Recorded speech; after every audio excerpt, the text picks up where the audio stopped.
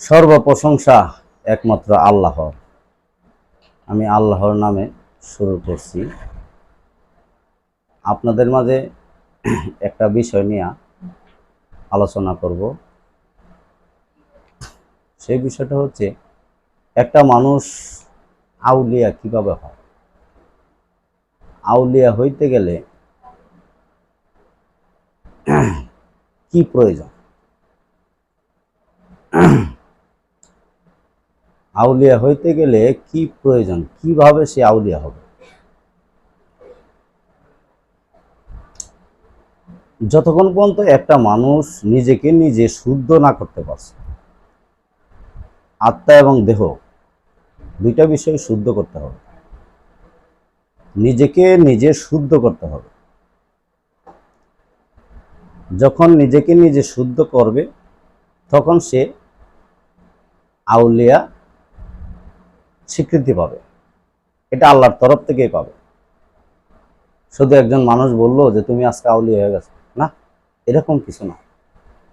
নবুয়াত যুগে যেরকম নবী আল্লাহর তরফ থেকে স্বীকৃতি দেওয়া হইত, এবং নবুয়াত যুগে রাসূল স্বীকৃতি আল্লাহর তরফ থেকেই দেওয়া হতো, ঠিক তেমন ভাবে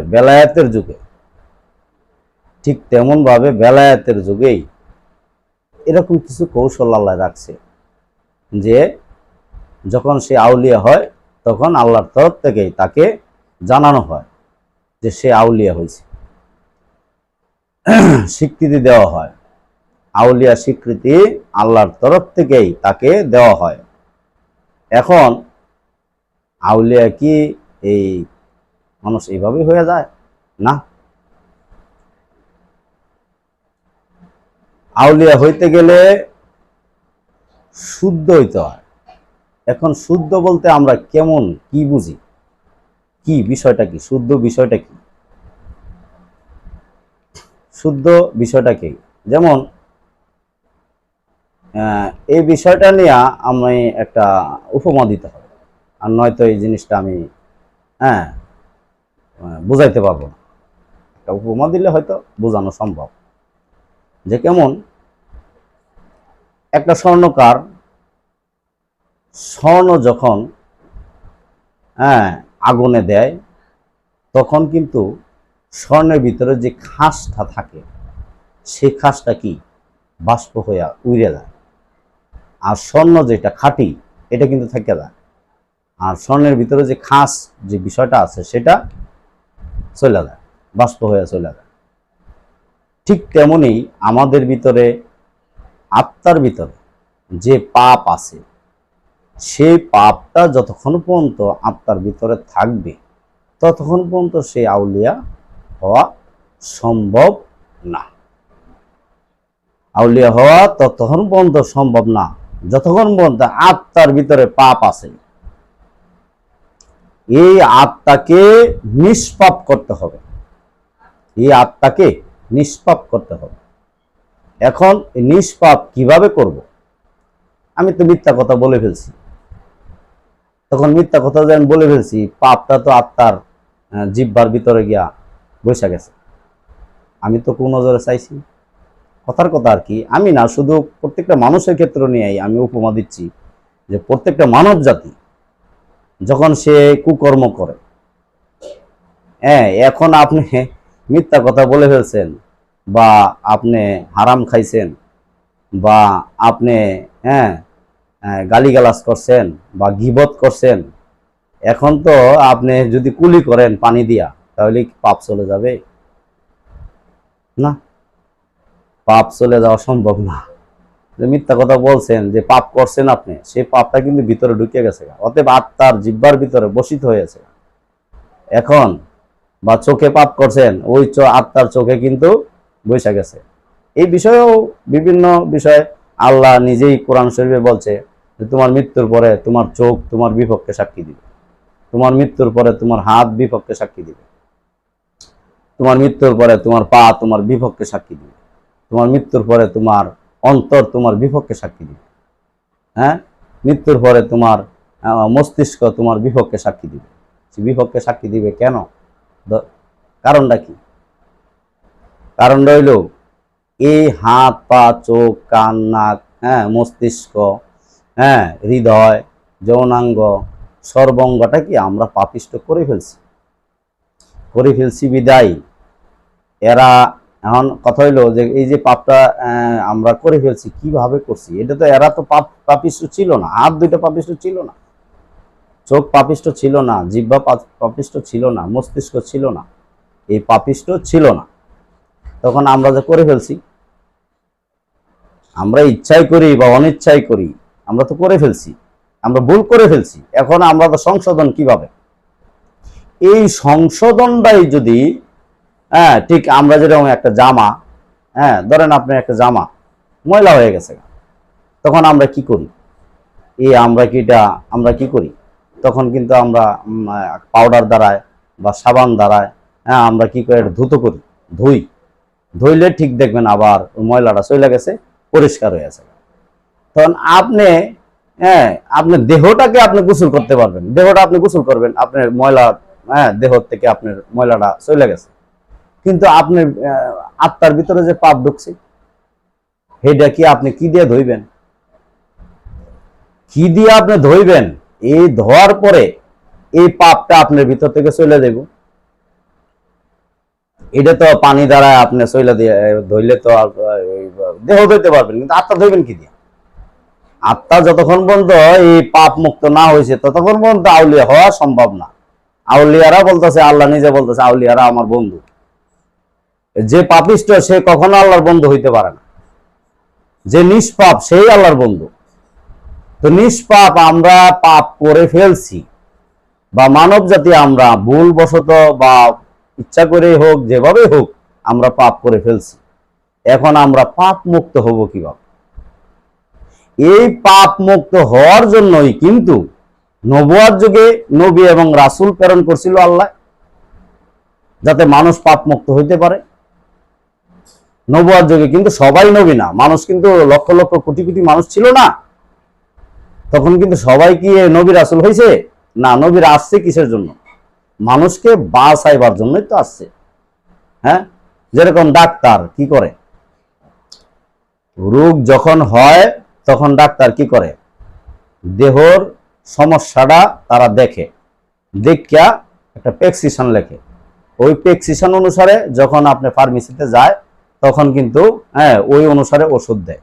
তখন কিন্তু ওই ওষুধ যখন আপনি সেবন করবেন, খাবেন, তখন কিন্তু এইটা আপনি অসুখ সেরে যাবে, ভালো হয়ে যাবে। তো ঠিক তেমন ভাবে এই পৃথিবীতে নবুয়ার যুগেও, এবং এখন তো নবুয়ার যুগ না, এখন বেলায়েতের যুগ। এই বেলায়েতের যুগে এই আত্মার চিকিৎসক এই পৃথিবীতে আল্লাহ রাখছে। এখন আপনার চিন্তা হবে এই আত্মার চিকিৎসক কারা, কে? তারা কে? একটা হইলো আপনারে একজন বলতেছে যে বাবা আর কোনোদিন মিথ্যা কথা বলিও না, বা পাপ কর্ম তুমি করিও না। পাপ কর্ম বিস্তারিত বলতে গেলে অনেক কথা বলতে হয়, এটা তো আপনারা জ্ঞান দ্বারা বিবেক দ্বারা বুঝতেই পারতেছেন যে পাপ কর্ম কি। এই পাপ একজন আপনি আলেমের কাছে গেলেন বা একজন ভালো লোকের কাছে গেলেন, সে আপনাকে বললো যে ভবিষ্যতে যা করছো আর করিও না। কিন্তু যা ভবিষ্যতে করে ফেলছেন আপনি সামনে করবেন না, এটা ঠিক আছে, উনি বলে দিছে, আপনি এই অনুসারে চললেন। কিন্তু পূর্বে যে করছেন ওইটা তো আত্মার ভিতরে, আপনার আত্মা তো আত্মার ভিতরে রয়ে গেছে, এবং আত্মা তো ওই যখন আত্মার ভিতরে পাপ ঢুকছে তখন তো সে কি দেহের ভিতরে যখন অসুখ হয়, ঠিক অসুখ হইলে আমাদের দেহটা দুর্বল হয়ে যায়, আমরা কি করি? তখন কিন্তু ওষুধ খাবার চেষ্টা করি বা সুস্থ হইবার চেষ্টা করি।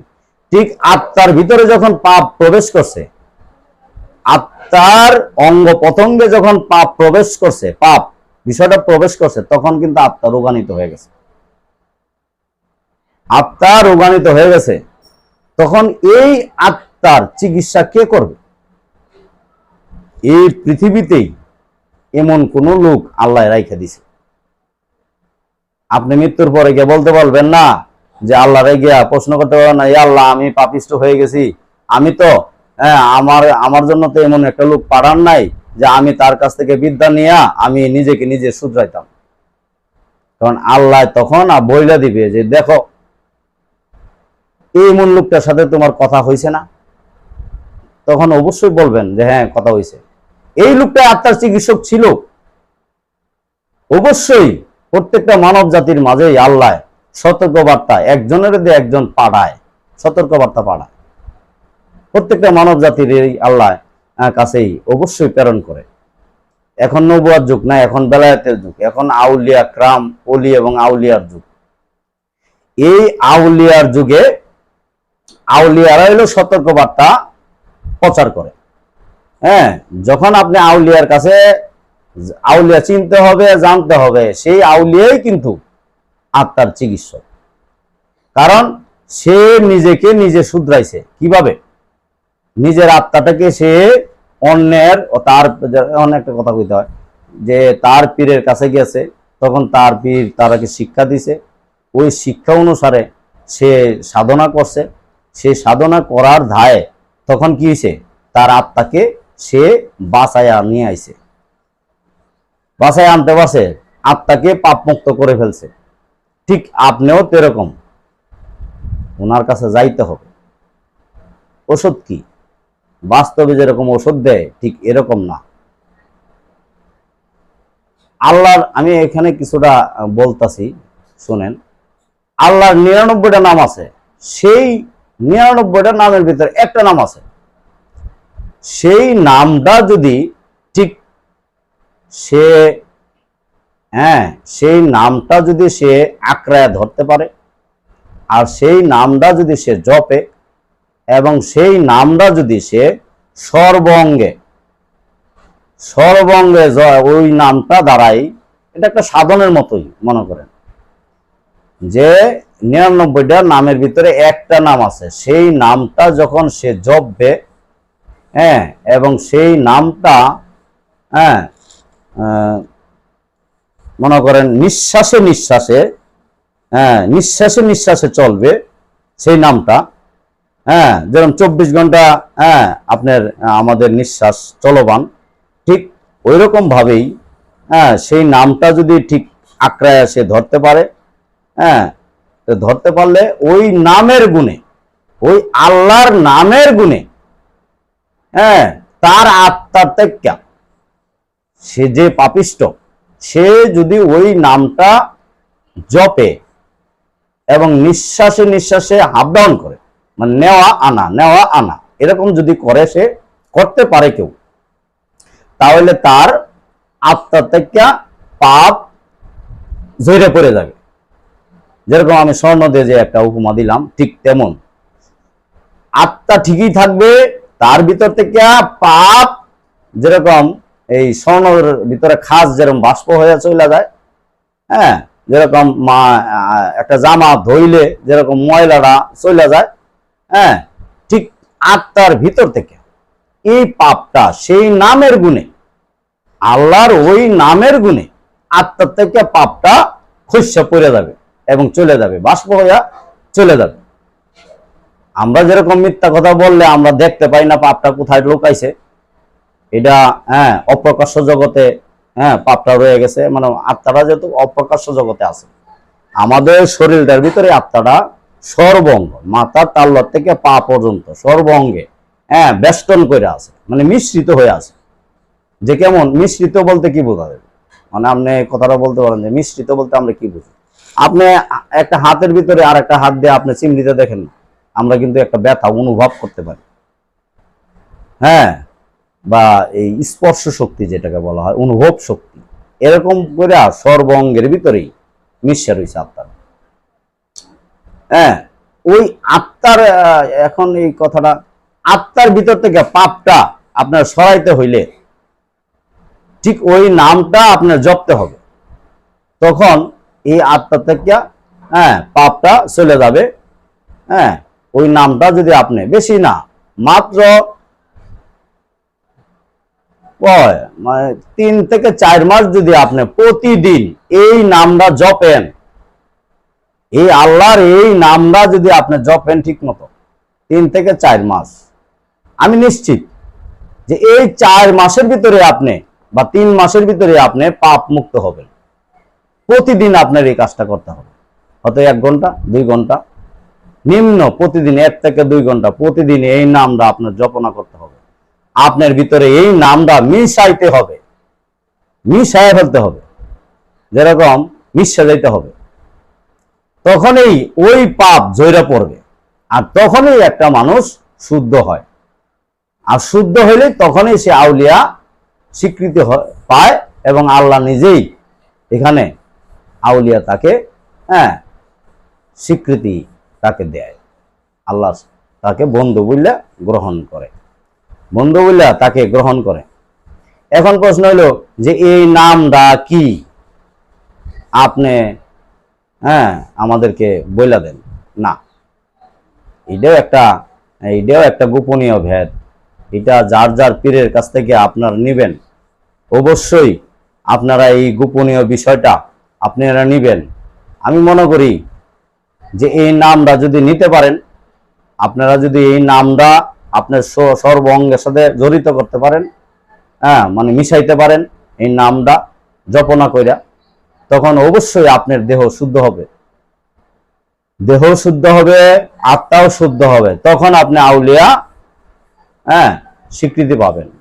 যার যার গুরুর কাছ থেকে এই নাম নিতে হয়। এই 99 নামের ভিতরে একটা নাম শুধু নিজেকে শুদ্ধ করবে, এটার জন্য আল্লাহ এই নাম প্রেরণ করা হয়েছে, আল্লাহ রাখছে মানব জাতির জন্য। এই নামটা যার যার গুরুর কাছ থেকে অবশ্যই আপনারা নিবেন। কিন্তু আমি এত মানুষের পেজে আমি হয়তো এই কথাটা ব্যাটটা ভাঙতে পারবো না, যেহেতু এলমে মারিফতের গোপন রহস্য এই বিষয়টা, এলমে মারিফতের গোপন রহস্য। একটা মানুষ এই নাম জপনা করা, যত আউলিয়া ক্রাম হয়েছে এই পৃথিবীতে, যত মানুষই গেছে, ফকিরি এক বিষয়, আউলিয়া আর এক বিষয়, ওলি এক বিষয়, বৈরাগ্য হালে যে চলে যায়, মজনু হালে, সেটাও আরেক বিষয়। প্রত্যেকটা কার্য আলাদা আলাদা বিষয় আছে। সাধু আরেক বিষয়, কিন্তু আউলিয়া বিষয় আমি যেটা বললাম, এই নাম জপনা কইরাই একটা মানুষ আউলিয়া হয়েছে। যত মানুষ আউলিয়া হয়েছে তাদের পীরের কাছ থেকে এই গোপনীয় ভাবে এই জিনিসটা নিছে, নেওয়ার পরে সেটা কিন্তু তারা নিছে, নেওয়ার পরে তারা আউলিয়াত্ব লাভ করে গেছে। এখন প্রশ্ন হইল এটা নিদর্শন কি? নিদর্শন এই পৃথিবীতে আছে, আল্লাহ নিজে রাখছে। যে কেমন, যে আউলিয়া হয় তার লাশ কখনো পচে না।